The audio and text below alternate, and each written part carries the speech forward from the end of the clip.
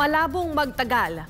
Yan ang matinding babala ng dating kalihim ng Department of Agriculture sa programang 20 pesos na bigas ng Administrasyong Marcos Jr. Para kay Leonardo Montemayor, tila inuulit lang ng gobyerno ang bangungot ng mga naunang proyekto ng DA na naging ningas kugon. Maganda sa simula pero agad ding napundi at sa huli hindi rin tumagal para mapakinabangan ng taong bayan. Si Sheena Torno magbabalita.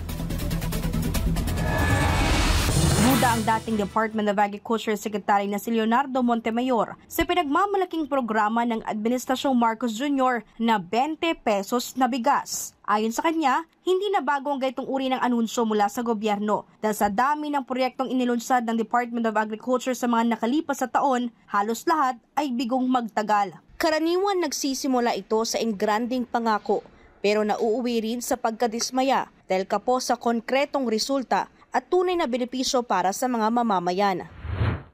How long tatagal po itong ayuda na ito? At kung itotodo po nila, lalo na hindi lang buong Visayas, buong Pilipinas, may sapat pang budget ang gobyerno natin para, alam mo na, masagot yung mga subsidy requirements. So, ang feeling ko baka hindi ganun kahaba ang PC ng national government. So baka hindi po tumagal ito at baka hindi po makayanan na i-cover po yung buong Pilipinas. Dagdag pa ng dating opisyal, kung totoo ang layunin ng gobyerno na pababain ang presyo ng bigas, bakit patuloy pa rin umano ang pag-angkat nito mula sa ibang bansa? Sa kasalukuyang kalagayan ng mga lokal na mga magsasaka, marami na raw ang nalulugi, nalulubog sa utang at sa kabila nito'y nananatiling mababa ang kita.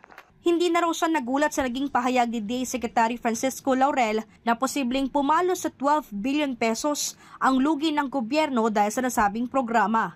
Anya hindi lang subsidiya lugi ang gobyerno, bilyong pisong pondo rin anyang nawala na sana'y napakinabangan ng mga lokal na mga magsasaka kasunod ng pagbaba ng taripa sa imported agriculture products, lalong-lalo na sa bigas. Kasi alam naman natin, saka mismo siya, inamin niya, malaki talaga yung subsidy o pagkalugi ng gobyerno natin sa bawat kilo na ibibenta po ng National Food Authority na 20 pesos. So we're not surprised na malaki talaga. Kung siya raw ang tatanungin, kulang na kulang ang pondong inilaan ng gobyerno mula sa contingency fund ni Marcos Jr. So tama po kayo, pakakulang po yung 4.5 billion na initial po na budget na inilaan po ng presidente in order to cover the rest of the Visayas. At saka baka po hindi umabot ang December Gayunpaman, iniulat ni Commission on Elections Chairman George Garcia na exempted sa 10 araw na ayuda ban ang pagbebenta ng 20 pesos na bigas ng DA sa pamamagitan ng kanilang mga kadiwa outlet. Paliwanag ni Garcia, otomatikong binibigyang exemption ng COMELEC ang mga regular na programa ng ahensya ng pamahalaan gaya na lamang ng kadiwa ng ahensya. Ngunit hindi raw ito nangangahulugan na pinapayagan din ng mga lokal na pamahalaan na magbenta ng 20 pesos na bigas na walang pahintulot mula sa komisyon. May payo naman si Garcia upang maiwasang mabahiran ng isyu ng pamumulitika ang 20 pesos na bigas. Pero ako po, may suggestion. Total 10 araw naman po yun So kung magbibenta po sila by tomorrow na mas mura, at least okay na po yun, nag-roll out na. Ang sunod na roll out, pwede naman po after the election para naman po hindi masabi na ito ay ginagamit sa pamumulitika.